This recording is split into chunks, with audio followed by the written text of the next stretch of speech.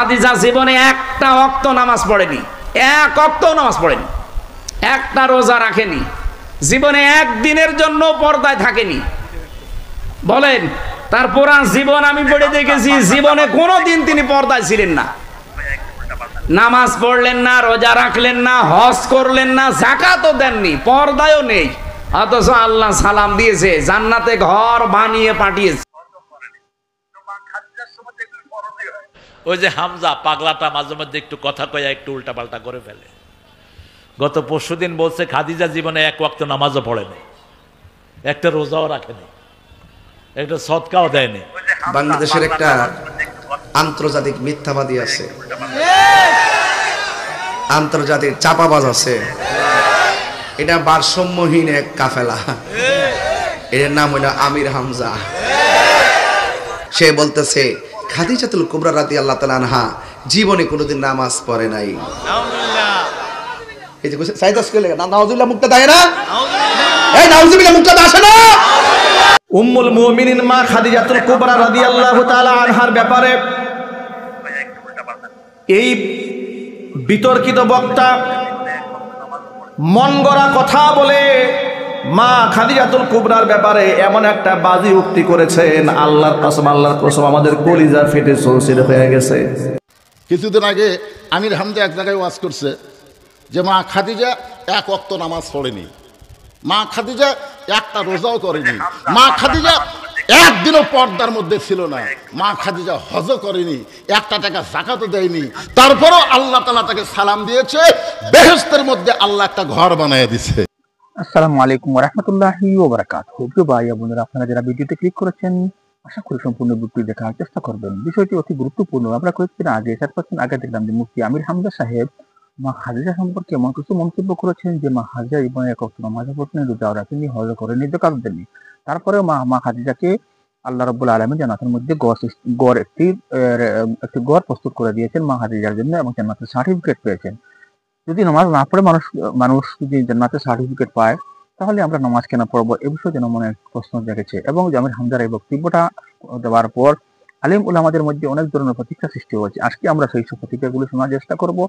এতে দেখা যাচ্ছে যে আমরা আব্দুর রহমান মাদানী এবং গিয়াসউদ্দিন তাহিরি সাহেব এই বিষয়টা নিয়ে আমির হামজা সাহেবের কিরকম সমালোচনা করেছেন তা আমরা দেখবো, এবং তারপরে আমরা দেখবো মুফতি বজলুর রশিদ সাহেব কি বলেছেন এবং তারিক মনোয়ার সাহেব কি বলেছেন সে বিষয়টা আজকে আমরা শুনবো। তো প্রথমে আমরা শুনে নিই আব্দুর রহমান মাদানী এবং মুফতি গিয়াসউদ্দিন তাহিরি সাহেব কি বলেছেন। আসুন আমরা প্রথমে ওনাদের বক্তব্য একটু শুনে নেই, তারপরে আমরা শুনবো বজলুর রশিদ এবং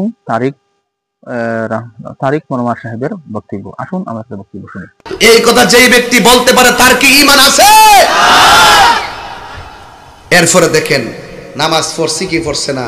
আমি একটা হাদিস নিয়ে আসছি, এই হাদিসটা হলো মুসনাদ আহমদের মধ্যে আছে। এই হাদিসটা আন যায়েদ ইবনে হারেসা রাদিয়াল্লাহু তাআলা আন قال আউয়ালু মান সাল্লা মা'আন নবী সাল্লাল্লাহু আলাইহি সাল্লাম খাদিজা সুম্মা আলী ইবনে আবি তালিব সুম্মা জাফর। রাসূল করিম সাল্লাল্লাহু আলাইহি সাল্লামের পেছনে সর্বপ্রথম নামাজ পড়েছেন, রাসূল করিম সাল্লাল্লাহু আলাইহি সাল্লামের সাথে সর্বপ্রথম নামাজ পড়েছেন তিনি কে? তিনি হলেন খাদিজাতুল কুবরা রাদিয়াল্লাহু তাআলা আনহা। সুবহানাল্লাহ। সুম্মা আলী ইবনে আবি তালিব রাদিয়াল্লাহু তাআলা আনহু, হযরত মওলা আলী কাররামাল্লাহু তাআলা ওয়াজহুল কারীম। সুম্মা জাফর, অতঃপর জাফর। আর সেই ব্যক্তি বলতেছে মা খাদিজাতুল কুবরা রাদিয়াল্লাহু তাআলা আনহা জীবনে নাকি নামাজ পড়ে নাই।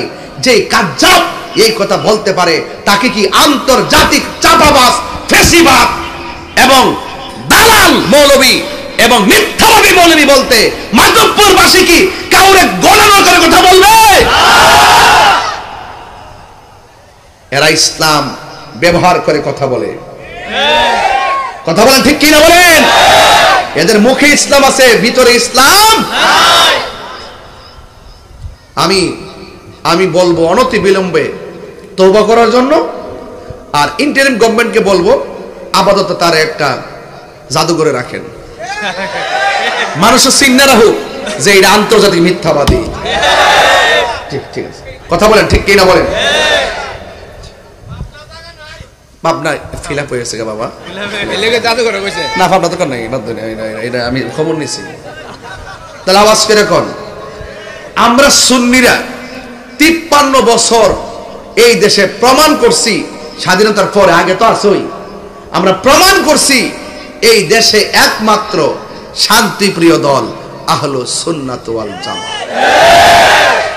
এই জন্য আমি বলছি, তুমি কে আমি কে, তুমি কে আমি কে, নীরব না বিপ্লব? এই মিথ্যাবাদীদের সাথে আমাদের বিপ্লব হবে। মাজার কয়টা ভাঙছে? 90টা। মাজার কয়টা ভাঙছে? এখন কয়েন, এখন আমরা কি করতে হইব? 5-7 গ্রাম মিল্লা প্রতিরোধ কমিটি করতে হইব। যারা মাজার ভাঙতে আইব, আইতো সুযোগ দিবেন, যাইতে সুযোগ দিয়েন না। অপরে পুরা বাইন্দা রাইকা না কো হদ দিয়া, এরপরে আর বাপ দাদা 14 গোষ্ঠী আইন না প্রশাসনের কাছে তুইলা দেন। কথা কোন ঠিক না? এখন প্রতিরোধ কমিটি করতে হইব। অনেকে আমার বলে, হুজুর এখন একটু সাবধানে কথা কয়েন। আমি তোমরা তো 200-300 বছর বাঁচবা, তোমরা সাবধানে কথা কও। আমার 200-300 বছর বাঁচার শখ নাই। আমি হক কথা কইয়া যদি 2 দিন পরে সাইড দিয়ে মরে যাই, আমার কোনো আপত্তি নাই। আপনারা কি আপত্তি আছে? হক কথা কইয়া মরতে চাই। কারা কারা হাত তুলে দেখেন ইনশাআল্লাহ। নারায়ে তাকবীর, নারায়ে তাকবীর, নারায়ে সালাত, আলা কুরআন সুন্নাত জামাত। এই ভদ্রলোক কোরআনে কারিমের তাফসীর মাহফিলে বসে মা খাদিজাতুল কুবরা রাদিয়াল্লাহু তাআলা আনহার নামটা এত তুচ্ছ তাচ্ছিল্য করে উচ্চারণ করেছেন। সামান্যতম ঈমান যাদের কলিজার মধ্যে আছে, নবীর মোহাব্বত, সাহাবায়ে কেরামের মোহাব্বত, নবীর স্ত্রীদের মোহাব্বত যার কলিজার মধ্যে আছে, সে এটা সহ্য করতে পারবে না। খাদিজাতুল কুবরা আমাদের মা হন, আমাদের কি হন জোরে বলেন? মা খাদিজাতুল কুবরা রাদিয়াল্লাহু তাআলা আনহা, তিনি ওয়াজ করতে গিয়ে বলছেন, এই দুনিয়ার মধ্যে একজন মহিলা যাকে আল্লাহ সালাম জানিয়েছেন, অথচ এই মহিলা জীবনে 1 ওয়াক্ত নামাজ পড়ে নাই।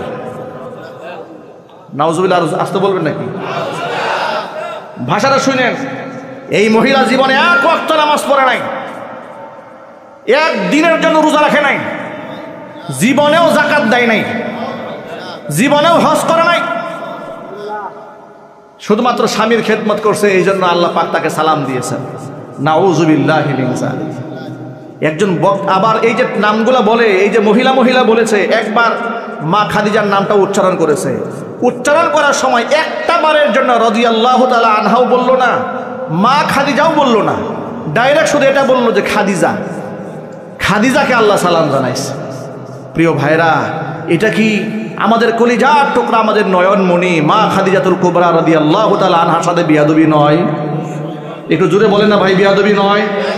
আচ্ছা, এই বিয়াদবি যদি কোনো আলেম স্টেজে বসে করে, আমাদের কলিজায় আঘাত লাগে না? আমাদের মনে ব্যথা লাগে না?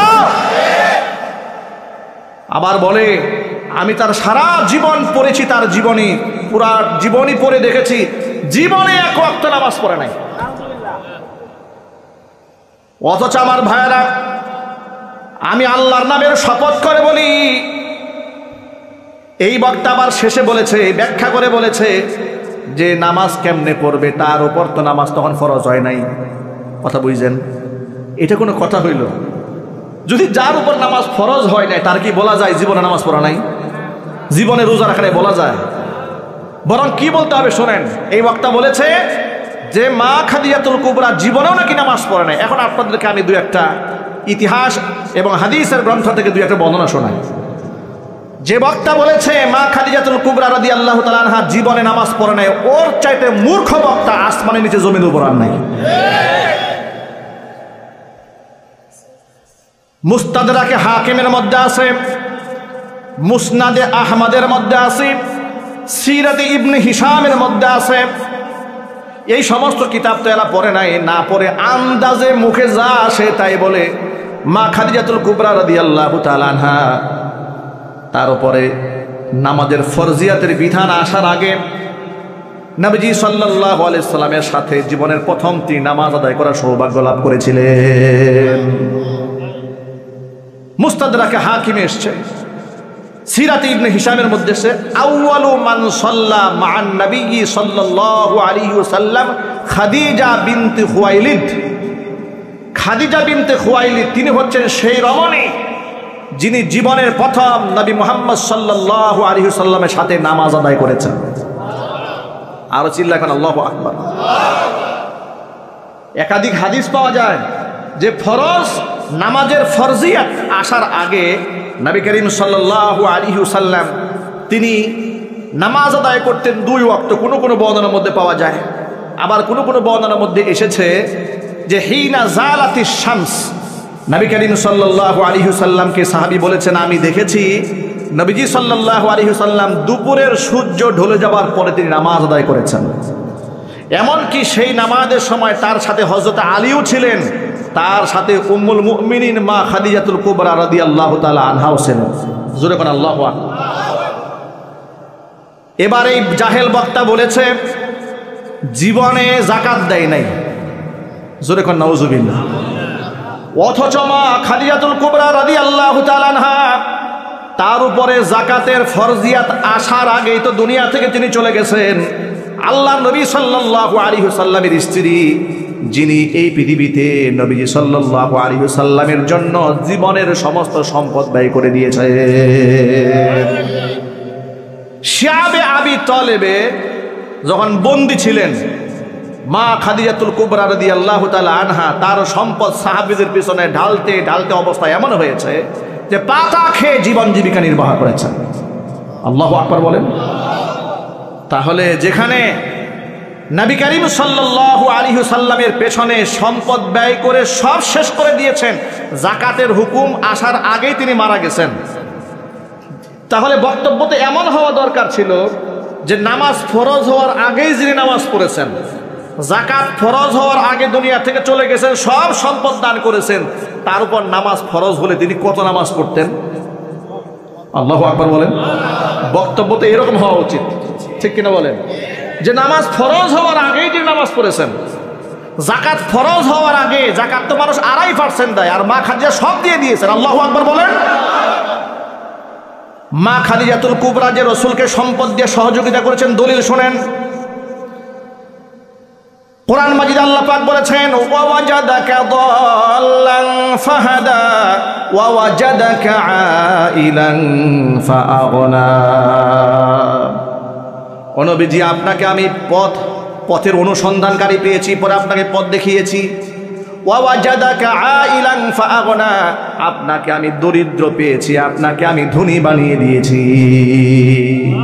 এই আয়াতের তাফসীরে এসেছে ওয়াজাদাকা আইলান ফাআগনা বিমালি খাদিজা রাদিয়াল্লাহু তাআলা আনহা। খাদিজার মাল দিয়ে আল্লাহ পাক তার রাসূলকে ধনী বানিয়ে দিয়েছেন। আর জোরে কোন সুবহানাল্লাহ। তাহলে যেই লোক বলে জীবনেও যাকাত দেয় নাই, জীবনেও নামাজ পড়ে নাই, এমনকি যার ব্যাপারে এই শব্দগুলো বলেছে একটা বারের জন্য কসম আল্লাহর, মুখ থেকে রাদিয়াল্লাহু তাআলা আনহা বলে নাই, একটা বারের জন্য মা খাদিজা বলে নাই, এই ধরনের গুস্তাখি তাদের জবান থেকে বের হয়। আমরা যখন প্রতিবাদ জানাই তখন আমাদেরকে তাদের অনুসারীরা বলে এখন ঐক্য করার সময়, সামনে নির্বাচন, এখন আর হুজুররা বিভেদ কইরেন না। মনে রেখো, রাজনৈতিক বিভেদ আমরা করি না, কারণ আমরা রাজনীতি করি না। কথা ঠিক কিনা? কিন্তু কোরআন সুন্নাহর বক্তব্য দিতে গিয়ে তুমি যদি রাসূলের শানের খেলাফ কথা বলো, তুমি যে আমাদের কলিজার টুকরা মা খাদিজাতুল কুবরা রাদিয়াল্লাহু তাআলা আনহার ব্যাপারে তুচ্ছ তাচ্ছিল্য করে শব্দ উচ্চারণ করো এবং তার ব্যাপারে অপবাদমূলক কথা বলো, জীবনে নামাজ পড়েন নাই, এমন কথা বলেছে জীবনেও পর্দা করে নাই, একটু জোরে করে নাউজুবিল্লাহ। অথচ সেই জাহিলি যুগে মা খাদিজাতুল কুবরা রাদিয়াল্লাহু তাআলা আনহার উপাধি ছিল তাহেরা, মানে পবিত্র নারী। আল্লাহু আকবার বলেন। সেই জাহিলি যুগে তার উপাধি ছিল তাহেরা। তার ব্যাপারে শব্দ চয়ন করে জীবনেও পর্দা করে নাই, জীবনেও নামাজ পড়ে নাই, জীবনেও হজ করে নাই, জীবনে যাকাত দেয় নাই। এই ধরনের শব্দ, গুস্তাখি শব্দ যে করেছে, ওর চেয়ে বড় বিয়াদব আসমানের নিচে জমিনে হতে পারে না। এই বক্তার তওবা করা উচিত। কথা বলে না কেন? এই সমস্ত বক্তব্য অনলাইনে সোশ্যাল মিডিয়াতে ভাইরাল হয়েছে।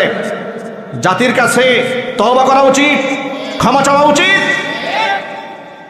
আর যদি বলে যে সে নাকি অসুস্থ, অনেকেই বলে যে রিমান্ড খাটছে স্বৈরাচারের আমলে, তো এই জন্য মাথা মোতা নষ্ট হয়ে গেছে। তাই যদি হয়ে থাকে তো চিকিৎসা করার হসপিটাল তো আছেই। কথা বলেন কেন ভাই? ইনসাফের কথা বলেন। কেউ যদি অসুস্থ হয় তাকে কি আপনি ড্রাইভিং সিটে বসাবেন? মানুষ মেরে ফেলবে না? ওয়াজের প্যান্ডেল তো ইমান ঠিক করার জায়গা। আমার যদি মাথা ঠিক না থাকে, আপনাদের ইমান ঠিক থাকবে? আল্লাহ যেন এই ফিতনা থেকে আমাদেরকে হেফাজত করেন। একটু জোর আওয়াজে সকলে বলেন আল্লাহুম্মা আমিন।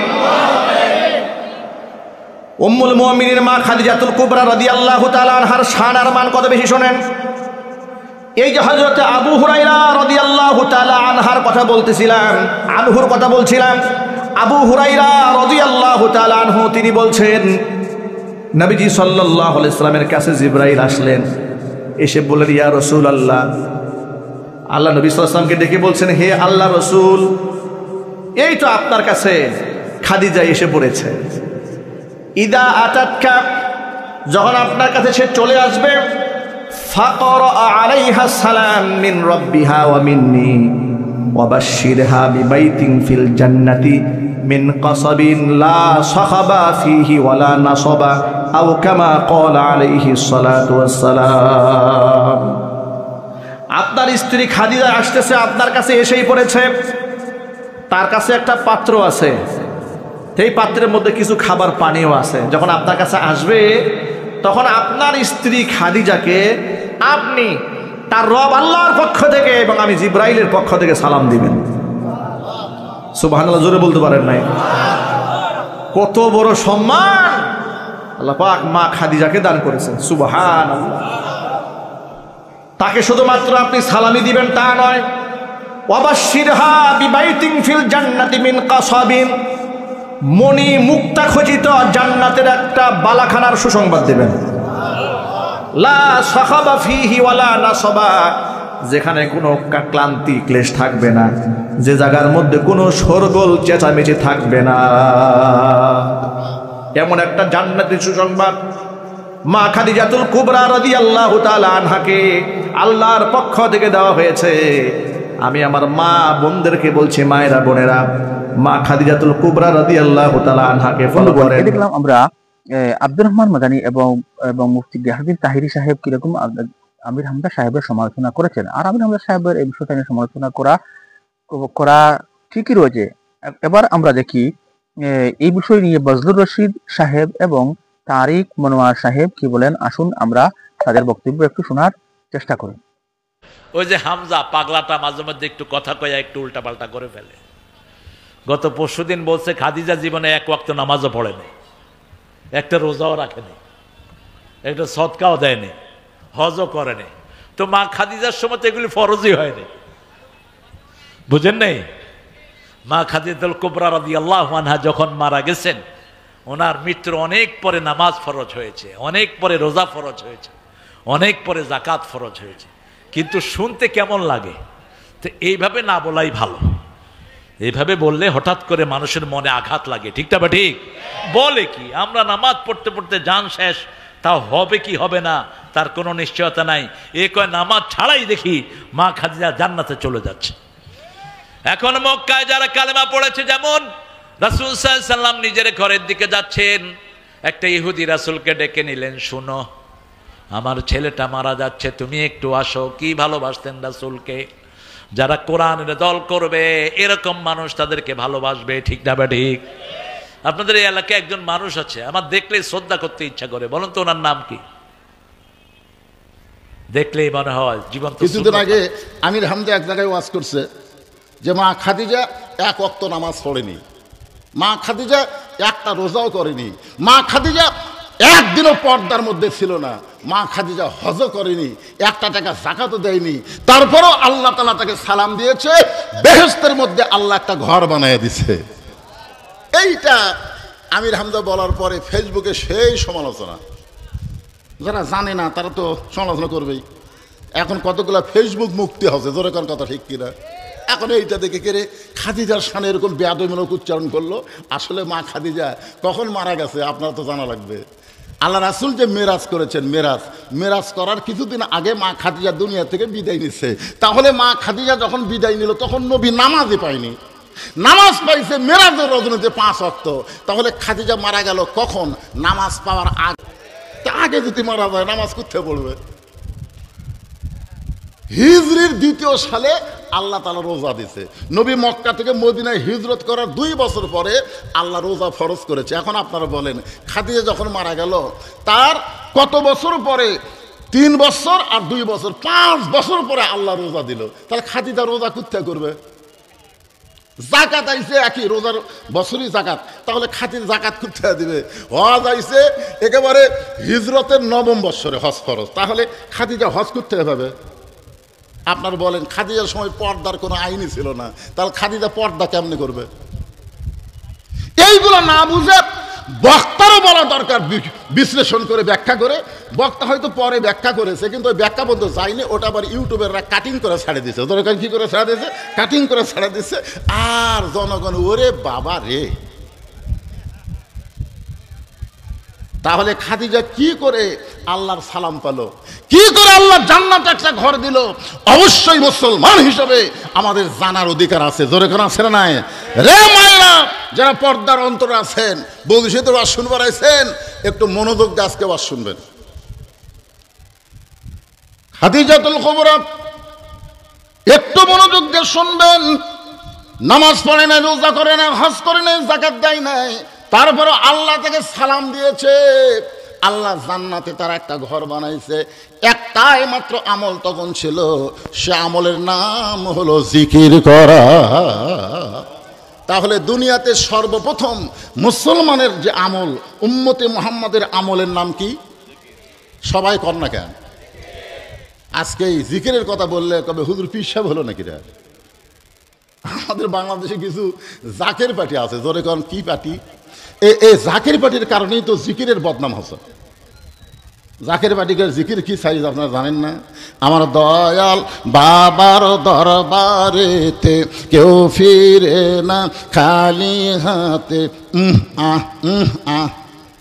আপনার বলেন এটা কি জিকির করা না মস্কারি করা? একটু মনোযোগ দেন। হযরত বেলাল দেখলেন সকালবেলা কোনো কাজ নাই, তিনি কলেমার জিকির শুরু করে দিলেন। জিকির করতে করতে করতে করতে হযরত বেলাল আসল মুনিবের প্রেমে ধরা পড়েছে। গোলামের বাচ্চা গোলামেরা সকালবেলায় বেলালের বিরুদ্ধে নালিশ করতেছে মুনিবের কাছে। মুনিব, এত বেলা হয়ে গেল এখন পর্যন্ত বেলাল গোয়াল ঘরের দরজা খোলে নাই। এমনি তো বেলালের মুনিব বেলালকে দেখবার পারে না, উর্দুম্বার সঙ্গে থাকতে দেয়। এখন সেই বেলালের বিরুদ্ধে আবার অভিযোগ। হাসিনার সময় দেখছেন, হাসিনা কিন্তু এমনি আলেমদেরকে দেখবার পারেনি, আবার আলেমদের বিরুদ্ধে অভিযোগ। ধরে কোন কথা ঠিক কিনা? 116 জন আলেমের তালিকা করা হয়েছিল, তার মধ্যে আমার নাম ছিল 18 নম্বরে। 116 জনের মধ্যে প্রথম 18-র মধ্যে আমার নাম ছিল।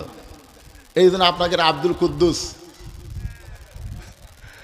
ওই কিন্তু আমাকে একেবারে ঢুকপারি দিচ্ছিল না। এরপরে মনে করলাম আর একটা আসলো পাটোয়ারি, এই হয়তো ভালো হবি, কিন্তু যে জাতের জাত। জোরে কোন কথা ঠিক? একই অবস্থা। আলেমদের বিরুদ্ধে অভিযোগ কেন? আলেমদের অভিযোগ কেন করবা? কারণ আল্লাহ কোরআনে বলেছে, ইন্নামা ইয়াখশাল্লাহ মিন ইবাদিহিল উলামা। বান্দা সময়ের মধ্যে আলেম বান্দারে আল্লাহকে বেশি ভয় করে। জোরে কোন সুবহানাল্লাহ। আল্লাহ রাসূল বলেছেন, আল উলামা ওয়ারাসাতুল আম্বিয়া, আলেমরা হচ্ছে নবীদের ওয়ারিস। আর সে আলেমদের বিরুদ্ধে লাগছে। হাসিনার পতন কিন্তু এই আলেমদের বিরুদ্ধে লাগার কারণেই হয়েছে। জোরে কোন কথা ঠিক কিনা? প্রত্যেকটা আলেম হাইকোর্টে, সুপ্রিম কোর্টে কোনো বিচার পায়নি, কোনো বিচার নেই। তারা আল্লাহর কাছে বিচার দিয়েছে। আল্লাহ চোখের পানি দিয়ে বিচার দিয়েছে। ভাইজান একটু মনোযোগ দেবেন। এমনি তো বেলালকে দেখতে পারে না, আবার সেই বেলালের বিরুদ্ধে অভিযোগ করেছে মুনিব চামড়ার চাবুক নিয়ে। চামড়ার চাবুক না বেলালের দরজা এসে ডাকতেছে, বেলাল, ও বেলাল, এত বেলা হয়ে গেল এখনো পর্যন্ত দরজা খুলিস না। বেলাল রে তোর এমন কি ঘুম হলো এখনো দরজা খুলিস না? কারণ বেলাল আসল মুনিবের কাছে ধরা দিয়েছে, নকল মুনিবের শব্দ বেলালের কানের মধ্যে ঢুকতেছে না। সুবহানাল্লাহ কর না খা। হ্যাঁ, হযরত বাইজিদ বোস্তামি নামাজের মধ্যে আছে মরুভূমিতে। এখন এক মেয়ে বাইজিদ বোস্তামির সামনে দিয়ে ঘুরতেছে। বাজিদ বোস্তামি নামাজ শেষ করবে, এই মহিলা, এই তুমি কি পাগলি হয়ে গেলে নাকি? আমি নামাজ পড়তেছি আর তুমি আমার সামনে দিয়ে ঘুরতেছ। মহিলা মুসকে মুসকে হাসে আর বলে, নামাজ কার ইবাদত? এই জোরে কোন নামাজ কার ইবাদত? তুমি যখন আসসালাতু মিরাজুল মুমিনিন, নামাজ হচ্ছে মুমিনদের জন্য আল্লাহর মিরাজ, আল্লাহর ইবাদতের মধ্যে শামিল হইছো, তোমার সামনে আমি ঘুরতেছি, তুমি কেমনে দেখলা? তার মানে বোঝা গেল তুমি নামাজের মধ্যে ছিলে না। নামাজের ভিতরে থাকা আর নামাজ পড়া দুইটা এক না, দুইটা এক না। জোরে কোন কথা ঠিক কিনা? আজকে আমরা অনেকে নামাজ পড়ি কিন্তু নামাজের ভিতরে ঢুকতে পারি না। নামাজের নিয়ত করার সঙ্গে সঙ্গে দুনিয়ার নানা রকম খবর আমাদের কাছে চলে আসে। কি করেছে সারাদিন সব কথা মনে হয়, হয় কি হয় না? জোরে কোন হয় কি হয় না? কিন্তু সঠিকভাবে যদি নামাজের মধ্যে ঢুকতে পারি, আসসালাতু মিরাজুল মুমিনিন, নামাজ হচ্ছে মুমিনদের মেরাজ। বেলালের মুনিবের রাগ বেশি হওয়ার কারণে মার্শালাত্তি দরজা খুলে গেছে। দরজা খুলে দেখে গোয়াল ঘর গোটা পরিষ্কার। সুবহানাল্লাহ বলেন। বেলালের মুনিব বলতেছে, এই গোলামের বাচ্চা, গোলামের, এই তোরা বেলালের বিরুদ্ধে আমার কাছে মিথ্যা নালিশ করলি যে বেলাল ঘুম থেকে চেতন পাইনি।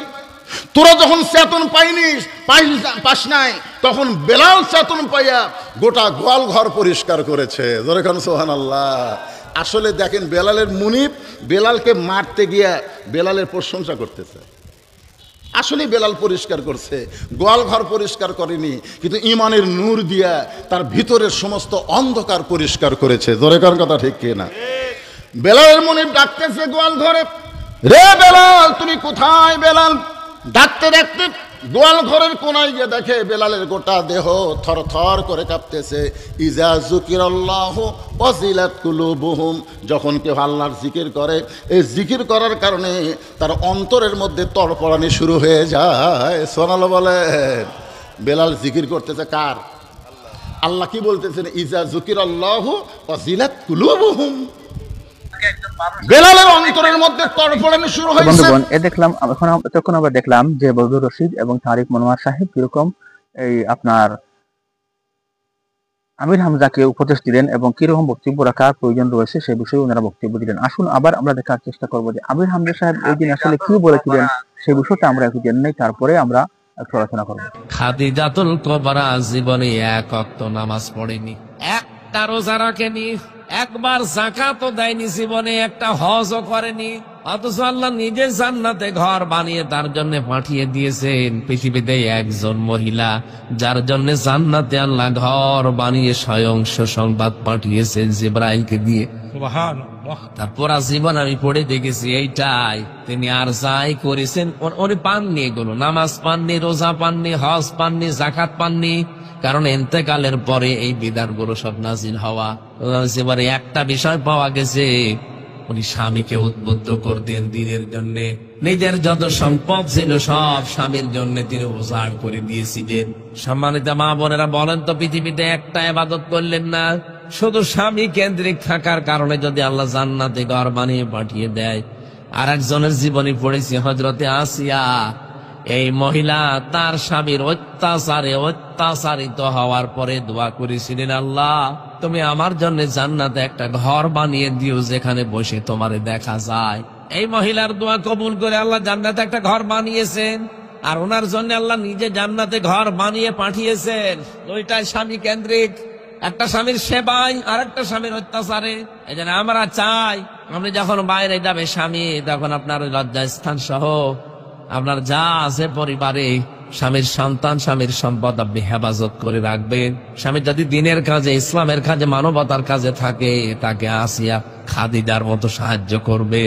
কিয়ামতের দিন হয়তো খাদিজার সাথে আপনাকে আল্লাহ জান্নাত দিয়ে দিতে পারেন। স্ত্রী এটা পরীক্ষার জিনিস, বিশাল পরীক্ষাটা আমাদের জীবনে। এই পরীক্ষায় উত্তীর্ণ হওয়ার জন্য মুহাম্মদুর রাসূলুল্লাহর পথ অনুসরণ করা লাগবে। নবীজি পর্যন্ত স্ত্রীর সাথে প্রায় 29 দিন কথা বন্ধ করে দিয়েছিলেন। ওরা বাঁকা হাড়ের তৈরিতেও ছাতা সোজা করতে গেলে ভেঙে যায়। এই জন্য যে যেভাবে চলতে চায় ওইভাবে ওদেরকে কাজ আদায় করে নেওয়া লাগবে। অন্তত যদি মনে হয় যে কিয়ামতের আমার আর দরকার নেই, তাহলে মাঝে মাঝে নামাজের পরে দোয়া করবেন, আল্লাহ দুনিয়ায় তো কপালে দিয়েছো, অন্তত ভালো হয়ে ব্যবহার করার তৌফিক দিও। এই মরণের পরে যেন এই জঞ্জাল আমার কপালে আর না আসে। কি এরকম বহু স্বামী আমরা আছি, এক কথা বলছে না কেন, দুনিয়ায় তো দিয়েছে যতদিন আছে অন্তত সময়টা কেটে যাক, মরণের পরে এই জঞ্জাল যেন আল্লাহ তুমি আমার কপালে আর দিও না। এরকম দোয়া অনেক স্বামী করে না। এইরকম দোয়া যদি কোনো স্বামী কোনো স্ত্রীর বিরুদ্ধে করে থাকে, ওই স্ত্রী কপাল পোড়া। যদি আপনার স্বামী এটা চায় হযরতে রাসূলুল্লাহর মতো মাঝে মাঝে হযরতে খাদিজার ইন্তেকালের পরে তিনি চলে যেতেন কবরে, পাশেই তো কবরস্থান দেখেছি, কবরে যে দোয়া করতেন, রব্বুল আলামিন কিয়ামতের কঠিন ময়দানে হয়তো বাবা ছেলের পরিচয় দেবে না, স্বামী স্ত্রীর পরিচয় দেবে না, কঠিন ওই ময়দানে হাসরে যেন আমি আমার খাদিজাকে ভুলে না যাই। কি করেছিলেন স্ত্রী হিসাবে স্বামীর জন্য? অন্য কোন স্ত্রীর নাম তো বলেননি, এই একটা মহিলার নাম কেন বললেন? কি করেছিলেন বলেন তো মা বোনেরা? আপনি কি করেন যে আপনার জন্য স্বামীটা জীবন একদিন দোয়াও করে না, আরো বলে আল্লাহ এ জঞ্জাল কবে আমার ঘাট থেকে যাবে? স্ত্রী যেহেতু পরীক্ষার বিষয়ে, পরীক্ষাকে পরীক্ষার মতো সামনে নেওয়া লাগবে। আমি সহ যারা এসেছি আমাদেরকে আল্লাহ এই পরীক্ষায় উত্তীর্ণ হওয়ার তৌফিক দেন, বলেন আমিন। 2 নম্বরে সন্তানাদি, এগুলো পরীক্ষার বিষয়, এগুলো আকর্ষণীয় করি আল্লাহ দিয়েছেন। 3 নম্বরে পঞ্জীবিত সোনা রূপা। 4 নম্বরে এই পৃথিবীতে বাহন যেগুলো আছে, যত রকমের বাহন আছে সবের ভেতরে শামিল। 4 নম্বরে গবাদি পশু পাখি। 5, 6 নম্বরে এই পৃথিবীর শস্য ক্ষেত যেগুলো আছে, জমি জায়গা। এটা বিষয় সামনে নিয়ে আল্লাহ বলেন এর চাইতে উত্তম বিষয় আমি আল্লাহর কাছে আছে, লিল্লাযীনা তাকাউ ইনদা রাব্বিহিম জান্নাত। কোন মানুষ যদি সত্যি আল্লাহ ওয়ালা হয়ে যায়, আল্লাহকে ভয় করে জীবন চালাতে পারে, ও যদি জীবনকে তুচ্ছ মনে করে নাই, বিশাল সুখগুলো আমার সামনে আছে, এই সুখগুলোকে আমি পরিমিত ব্যবহার করে আখিরাতের সুখ চাই। রব্বুল আলামিন বলেন ওই মানুষের জন্য আমি বাগান বানালাম জান্নাত, তার তলদেশ দিয়ে নদী আর নহর প্রবাহমান থাকবে। ও ভাই, এত বড় জান্নাত, এটা আমাদের বিশ্বাস হয়। এটা পাওয়ার জন্য অন্তত টাটকা সুখগুলো একটু পরিমিত ব্যবহার করা লাগবে। রব্বুল আলামিন বলেন আজওয়াজুম মুতাহহারা, পবিত্র স্ত্রী দেওয়া হবে যা কখনো তোমার উপরে মন খারাপ করবে না। এখানে তো 8টার জায়গায় 7টা হয়ে গেলে মন পাওয়া যায় না। ওখানে কিয়ামতে আল্লাহ যে হোর আপনাকে পবিত্র স্ত্রী দেবে, কোনদিন আপনার উপরে মন খারাপ তারা করবে না। সুবহানাল্লাহ বলেন, রিদওয়ানুম মিনাল্লাহ। 3 নম্বরে আল্লাহ বলেন আমি নিজে তোদের উপরে রাজি হয়ে যাবো। আল্লাহু বাসীরুম বিল ইবাদ। রব্বুল আলামিন বলেন আমি আল্লাহ কিন্তু সূক্ষ্মদর্শী, খুব ভালোভাবে সব দেখতে পাই। আল্লাযীনা ইয়াকুলুনা রাব্বানা ইন্নানা আমান্না ফাগফির লানা যুনুবানা ওয়া কিনা আযাবান নার। 6টা গুণ তাদেরকে এখন থেকে অর্জন করা লাগবে। মোনাজাত করলে আমার কাছে বলবি রব্বুল আলামিন আমরা ঈমান এনেছি, আমাদেরকে মাফ করে দাও, জাহান্নামের আগুন থেকে আমাদেরকে তুমি মুক্তি দিও। আস-সাবিরিনা ওয়াস-সাদিকিনা ওয়াল কানিতিনা ওয়াল মুনফিকিনা ওয়াল মুস্তাগফিরিনা বিল আসহার। সত্যবাদী হবে, সবর করবে, এই পৃথিবীতে আল্লাহ রাসূলের অনুগত থাকবে, যতটুকু সাধ্য আছে সাধ্য মতো যতটুকু পারেন খরচ করে যাবেন। ওই সন্তানাদি করবে, মরে গেলে ওই আশায় ফিরে রাখার দরকার নেই, যতটুকু সমর্থ আছে করে যান। রব্বুল আলামিন শেষ বলেন আল মুস্তাগফিরিনা বিল আসহার, ও শেষ রাতে আমি আল্লাহর কাছে ধর্ণা দেবে। এখানে পাক থাকেন না পাক থাকেন, যেখানেই থাকেন, বসে থাকেন, শুয়ে থাকেন, আস্তাগফিরুল্লাহ এই শব্দটা মুখে রাখবেন। যতক্ষণ আপনি ইস্তেগফারের সাথে থাকবেন ততক্ষণ আল্লাহ আপনার প্রতি কোনো আযাব দেবে না। এজন্য অনর্থক সময় নষ্ট না করে যখনই যার সময় পান এই শব্দটা মুখে উচ্চারণে রাখবে। এ বিশাল আয়োজনে যারা আঞ্জাম দিয়েছে সুন্দর করে, যে প্রবাসী কি নাম ছিল ওনার, আলমগীর মুন্সি, নাহিদ মুন্সি, এই ভাইরা এই সুন্দর আয়োজনে যারা আঞ্জাম দিল, আল্লাহ যেন তাদের এই টাকাগুলো ইসলামের প্রচারে কবুল করেন, বলেন আমিন। আল্লাহুম্মা আমিন। বন্ধুগণ, এ ছিল আমির হামজা সাহেবের মূল বক্তব্য। সেই বক্তব্যটা আমরা শুনলাম, এবং আমির হামজা সাহেবের এই বক্তব্য দেওয়া কতটুকু, এরকম বক্তব্য দেওয়া, এর আগেও আমির হামজা সাহেব আরো বিতর্কিত এরকম বক্তব্য দিয়েছেন এবং নবীজিকে সাংবাদিক বলেছেন। এবং এখানে মা হাদিজা রাদিয়াল্লাহু তাআলা আনহাকে যেরকম উনি উপস্থাপন করেছেন জনসমক্ষে, এবং আসিয়া কে যেরকম উপস্থাপনা করেছেন, এই উপস্থাপনা করা এবং স্বামীকে সম্মান দিতে গিয়ে আসিয়া রাদিয়াল্লাহু এবং খাদিজা রাদিয়াল্লাহু তাআলা আনহাকে যেরকম আপনার উপস্থাপন করেছে মানুষের সম্মুখে, জনসম্মুখে, তা কিন্তু উপস্থাপন করা একেবারে ঠিক হয় নাই, সুন্দর হয় নাই, মানুষকে বিভ্রান্ত আরো সৃষ্টি করবে এবং মানুষকে আরো বিপথে পরিচালিত করবে। গতিকে আমি আমির হামজা সাহেবকে এটাই মানে পরামর্শ দিতে চাই, আপনি বক্তব্য দেওয়ার আগে একটু খেয়াল করে বক্তব্য দিবেন। আপনার বর্তমানে যেসব বক্তব্য আপনারা দিয়ে থাকেন সেইদের প্রতি সমস্ত পৃথিবী জুড়ে মুহূর্তের মধ্যে বিস্তার লাভ করে যায়। গতিকে আপনারা কথা বলার সময় খুব ভেবে চিন্তা করে কথা বলার প্রয়োজন রয়েছে। আপনাদেরকে অনেক মানুষ ফলো করে, আপনাদেরকে অনেক মানুষ অনুসরণ করে। বন্ধুগণ, এই বিষয় সম্পর্কে আপনাদের কি মত বক্তব্য রয়েছে তার মধ্যে কমেন্টে অবশ্যই আমাদের চেষ্টা করবেন। চ্যানেল নতুন থাকলে অনুগ্রহ করে চ্যানেলটা সাবস্ক্রাইব করে আমাদের সঙ্গে থাকবেন। আসসালামু আলাইকুম ওয়া রাহমাতুল্লাহি ওয়া বারাকাতুহু।